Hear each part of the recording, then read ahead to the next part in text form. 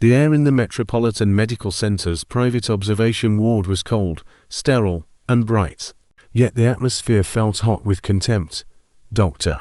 Marcus Thorne stopped at the foot of bed 3, his face a mask of annoyance. He gestured sharply toward the elderly woman lying there, her head wrapped in a thick, makeshift bandage, her cheap, dust-stained coat serving as a blanket. "She shouldn't be here, Doctor," Thorne declared, his voice carrying clearly. To senior nurses, Brenda and Carla exchanged smirks. Brenda covered her mouth with a manicured hand, while Carla rolled her eyes. "This is a high-end Manhattan facility.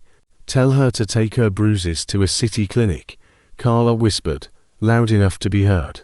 On the bed, the old woman's frail fingers shook as she lifted her hands in a desperate plea. "Please, help me. I can't breathe." Tears carved clean paths through the grime on her cheeks. Down the hallway, Nurse Olio Vance, a junior staffer, stood frozen, clutching a tray of fresh supplies. Her heart hammered against her ribs. She had cleaned the ugly gash, applied the bandage, and called for the on-call physician. This was the response. "Doctor." Thorne turned, a look of pure disgust on his refined face. "Transfer her out of this ward immediately," he commanded. "She is not on the ledger and clearly cannot afford our services." He strode away, followed by the senior nurses, whose soft, derisive laughter made the groans of pain sound like a pathetic punchline. Olia's gaze fell on the old woman, the slivers of silver-gray hair peeking from the bandage, the trembling lips, the small, frayed tote bag clutched protectively to her chest. The old woman whispered again, her voice barely a thread. "Please, someone. My son." The fluorescent lights hummed, and the heart monitor beeped with a shaky rhythm. Outside, the cacophony of New York City traffic a roar like a breaking wave filled the window. Olio made a choice. She pushed her supply cart aside and moved to the bedside. "Mum, I'm here," Olio said, her voice steady and low. "I won't leave you." The old woman turned her head slowly, her eyes filled with both pain and quiet dignity met Olia's. "What is your name, my daughter?" "Olio." "God bless you, Olio." With immense effort, the old woman slid a cracked, ancient cell phone into Olia's palm. "Please," she whispered, her strength fading fast. "Call my son." The screen flickered to life, webbed with cracks. 1 bar of battery. 1 name saved, Alexander. Olio swallowed. Her fingers trembled as she pressed call. The ringtone barely completed a cycle before a deep, authoritative voice answered. "Hello." Olio looked at the old woman. The old woman gave a tiny, almost imperceptible nod. "Go on." Olio lifted her chin. "Hello, sir. Please don't be alarmed. I am Nurse Olio Vance at Metropolitan Medical Center. Your mother." The old woman's hand tapped Olia's wrist. "Let me speak to him." Olio put the phone to the woman's ear. The old woman's voice was thin but resolute. "Hello, Alexander. It's your mother. I had an accident on my way into the city. I'm at the hospital. They are refusing to treat me. I am dying here, my son." Her mouth trembled, and she closed her eyes, taking a long, painful breath. "Please," she whispered, "listen to Nurse Olio. She will give you the address." Olio snatched the phone back, speaking into the receiver with rapid-fire urgency before the battery died. "Emergency Ward B, 3rd floor, bed 3. Please hurry."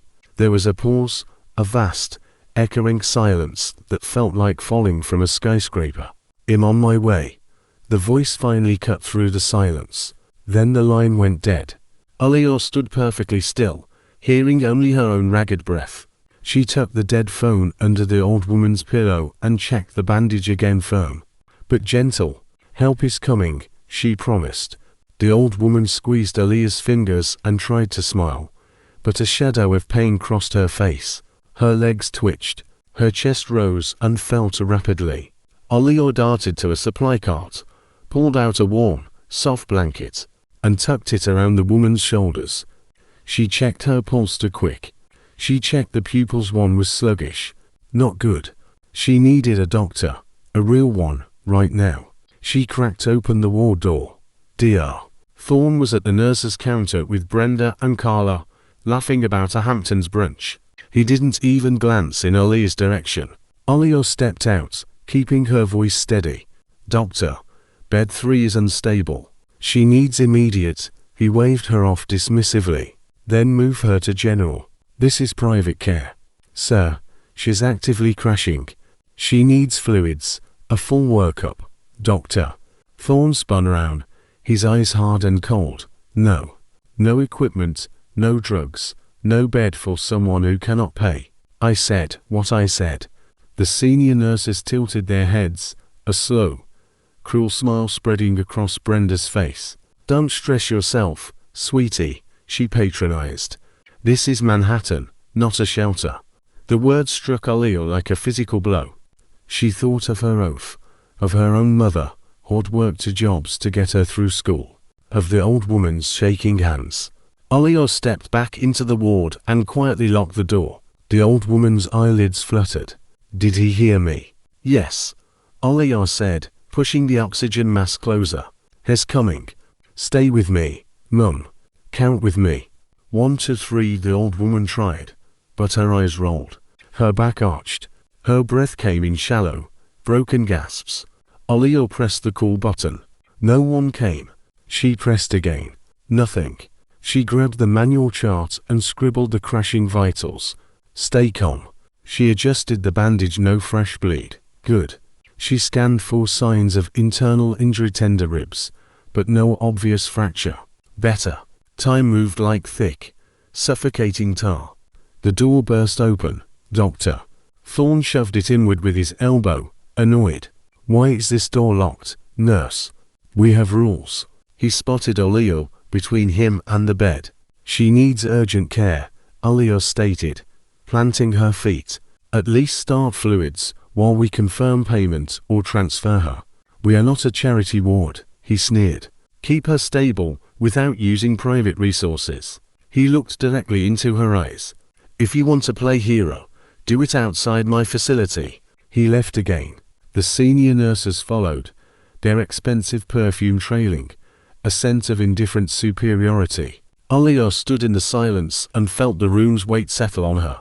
She knew she was risking her license, her career. But she also knew she could not stand by and watch her life fade out. She pulled a spare saline line from a drawer, one signed out for a discharged patient. She quickly hung it and set a slow drip, her eyes fixed on the old woman's face. "I will answer for this," she whispered, her voice shaking with a fierce calm. "But you will not die because someone laughed." The old woman's fingers loosened slightly. Her breathing eased, a flicker of strength returning. Her eyes drifted, then blinked back like a candle fighting a sudden gust of wind. "Thank you," she mouthed. "Save your strength," Alia urged. A commotion, a shout, heavy boots, a sound like a storm ripped through the hallway. Alia's head snapped toward the glass. 3 men in dark suits stepped off the elevator security, or maybe worse. A 4th man walked between them with the stillness of one accustomed to power. He wore a simple, elegant button-down shirt and pressed trousers. His face was a mask of cold fury, but his eyes were burning with anguish. The receptionist ran behind them, breathless. "Doctor." Thorne hurried forward, scrambling to paste on a smile. The man in front did not slow down. He pointed at the ward door, and the receptionist stammered, pointing at the old woman's room. He shoved the door open and stepped inside. He saw the frail figure on the bed. The fire in his eyes broke, melting into something raw and human. His jaw trembled. He reached for the bed rail as if the floor might give way. "Where is my mother's doctor?" he asked, his voice dangerously quiet. "Doctor." Thorne opened his mouth, but no sound came out. The man turned, his gaze sweeping the room, then locking onto Alia like a powerful spotlight. "You," he said, not unkindly, but with raw urgency. "You called me. What happened to my mother here?" The old woman stirred at the sound of his voice. Her breath hitched. Her eyes fluttered open, then closed again as a weak shiver ran through her body. The monitors began to beat faster. A nurse outside yelled, "Crash cart." The door frame seemed to bend inward with the crushing pressure of the moment. "Doctor." Thorne finally found his voice. Murmur. Alexander, welcome. With a man's head snapped toward him. Mr. Alexander Benson, the receptionist whispered, her voice thin with terror. Owner of the Benson Metropolitan Group. The entire ward went silent, as if someone had pulled the plug on the world. Aaliyah's fingers tightened on the bed rail as the old woman's heart rate climbed, then stuttered. Alexander stepped closer, reaching for his mother's hand. Mama, he said, his voice breaking. The monitor let out a flat, jagged scream. Aaliyah's training took over. Move, she shouted, already reaching for the emergency kit. Dr. Thorne, deathly pale, lunged for the cabinet. The senior nurses fumbled for gloves. Alexander did not let go of his mother's hand. Aaliyah's eyes flashed to his. Sir, please. Space. He took one deliberate step back, but his eyes never left his mother's face. Aaliyah pressed the mask, checked the airway, and called the rhythm. Just as the shock pads came out of their casing, the lights on the monitor flickered, then dropped into a flat, terrifying line. The tone echoed through the ward, a scream no one wanted to hear. For a moment, everyone froze. Everyone except Aaliyah. Clear, she shouted. Her hands trembled as she placed the defibrillator pads on Madame Eleanor Benson's chest. A jolt of electricity flashed. The old woman's body jerked, then fell still again. The monitor flickered a single green line, then nothing. Again. Aaliyah barks. Doctor. Thorne hesitated. Sweat rolled down his temple. Her vitals are gone. Nurse. It's useless, he muttered.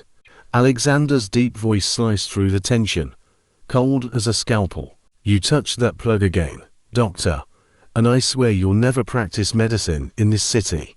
Aaliyah charged another shock. Clear. Another pulse of light filled the room. This time, the monitor stuttered, then jumped. A fragile, hesitant rhythm returned. Madame Eleanor gasped weakly, her chest rising. Aaliyah pressed a hand to her shoulder. She's back, she whispered. Alexander exhaled, his eyes glistening with unshed tears. Thank God. He looked around the ward. The luxury tiles, the arrogant doctor, the frightened faces of the staff who had mocked his mother. His jaw tightened into granite. Who was in charge of this ward? No one answered. I said, who was in charge? Alexander's voice boomed. Doctor. Thorne finally stepped forward, attempting to compose himself. Sir, I was the attending physician on call. We didn't know who she was. She didn't have a file. No deposit. Alexander turned slowly toward him, his voice dropping to a deadly calm. So you left a dying woman untreated because she looked poor. The ensuing silence was suffocating. She shouldn't have been here. Sir, Brenda, one of the senior nurses, murmured, trembling. We thought she was. Alexander raised a hand, stopping her mid-sentence. Say it. The nurse's lips quivered.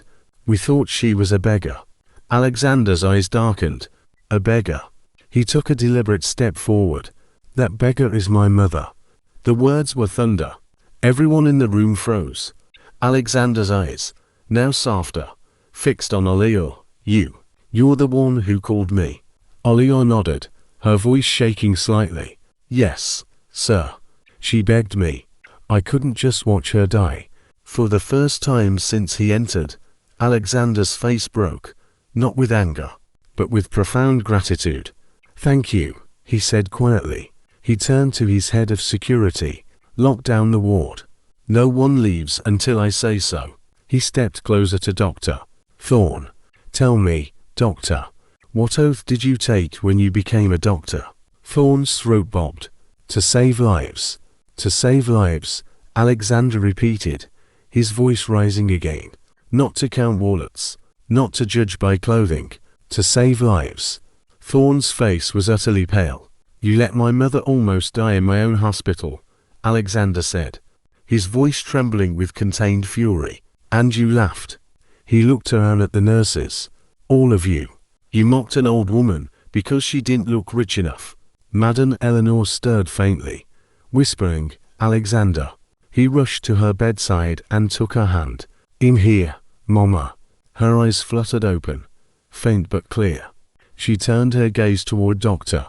Thorne. Those people. They left me. If not for this young nurse, she reached for Alia's hand and squeezed it weakly, I would be gone. Alexander looked at Alia, then back at his mother.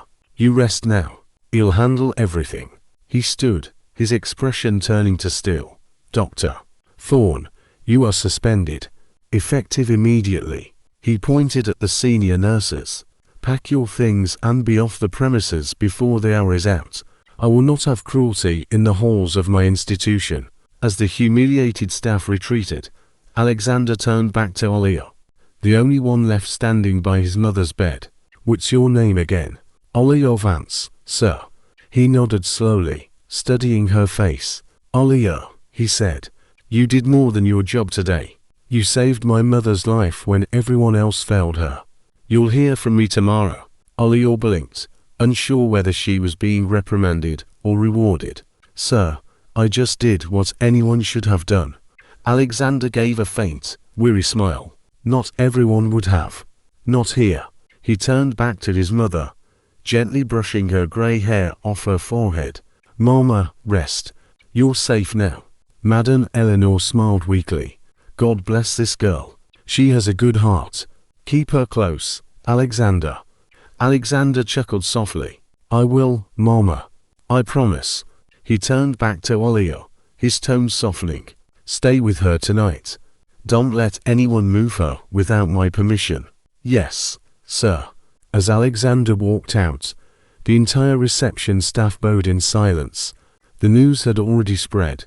The frail old woman in Ward B was the billionaire's mother. The entire hospital buzzed with shame and shock. Inside the quiet ward, Alia adjusted the drip, checked the pulse, and sat by Madame Eleanor's bedside. The old woman watched her with kind, knowing eyes. My son is a good man, she said quietly, but pain can make even good men forget how to smile. Alia smiled gently. He smiled when he saw you, Mum. Madame Eleanor closed her eyes, a tear sliding down her cheek. That's because he almost lost me. Alia wiped the tear gently. He didn't. You're safe now. Outside, Alexander stood by the ward glass, watching. Inside, Alia sat by his mother, adjusting her pillow, whispering softly. The sight was a balm to his raw soul. He didn't know her story, but he knew one thing. Kindness wasn't a policy, it was a character. He placed his hand on the glass. Thank you, Alia, he whispered under his breath. From the bed, Madame Eleanor stirred again and whispered to Alia, her voice barely a breath. When I first saw you, I thought I saw an angel. Now I know I was right. Alia smiled through tears. Rest, Mum. Tomorrow will be better. As Alexander walked out into the cool New York night, one thought echoed in his mind. Sometimes the poorest hands carry the richest hearts. He had no idea how profoundly this single night would change both their worlds. A beginning written in courage, fear, and a simple, selfless act of mercy.